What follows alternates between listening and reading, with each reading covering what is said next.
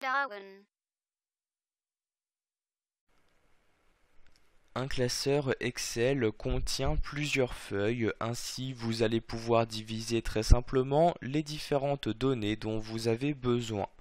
Donc sachez que par défaut, lorsque vous créez un nouveau classeur, automatiquement 3 feuilles sont présentes dans ce classeur.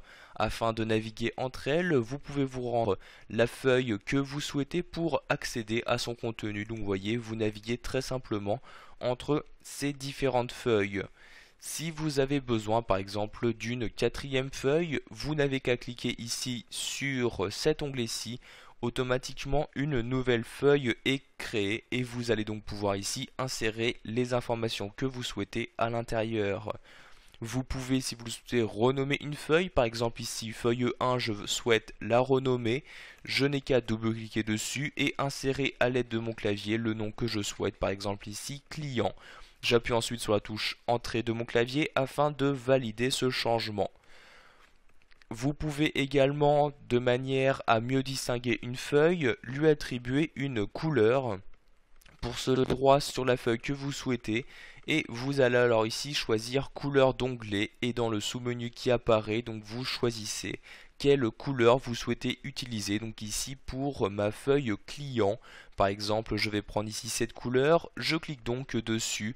Maintenant vous pouvez voir ici qu'il y a bien une différence de couleur d'onglet entre donc mes différentes feuilles, ainsi je peux donc les distinguer encore plus simplement.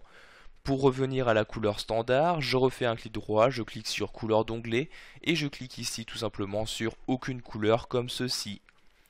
Vous allez également pouvoir déplacer vos feuilles, donc déplacer à l'intérieur d'un même classeur. Donc pour cela, vous cliquez et en maintenant le clic de votre souris, vous déplacez votre souris. Par exemple, si je la mets à la fin, je lâche donc le clic de ma souris. Automatiquement, donc ma feuille a été déplacée. Vous pouvez ici également la déplacer entre plusieurs classeurs. Vous faites pour cela un clic droit. Vous cliquez ici sur déplacer ou copier.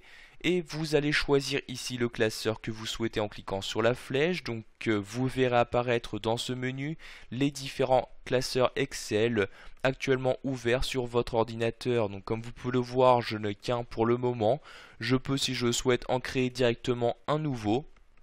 Je peux donc ensuite choisir avant d'effectuer ce déplacement si je souhaite déplacer, c'est-à-dire que la feuille disparaîtra de ce classeur-ci, ou juste effectuer une copie. Donc par exemple ici je vais effectuer une copie, je coche donc la case correspondante, puis je clique sur OK. J'ai alors maintenant un nouveau classeur qui est créé, comme vous pouvez le voir ici, classeur 2 qui contient bien donc ma feuille client. Si je retourne dans mon classeur client, j'ai bien toujours ici ma feuille client qui apparaît donc à l'endroit que j'ai choisi auparavant. Vous pouvez également, de manière à protéger les données d'une feuille, verrouiller cette feuille. Pour cela, vous allez à nouveau faire un clic droit sur l'onglet et cliquer ici sur protéger la feuille. Dans cette fenêtre, vous allez ici dans un premier temps insérer le mot de passe de protection que vous souhaitez utiliser.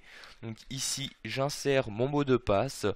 Avant de valider, vous allez ensuite choisir donc quelle action vous allez tout de même autoriser pour les utilisateurs. Donc par exemple, vous allez pouvoir les autoriser donc à sélectionner les cellules, mais si aussi vous souhaitez tout de même les autoriser donc à des colonnes et des lignes, vous cochez les cases correspondantes, vous cliquez ensuite sur OK.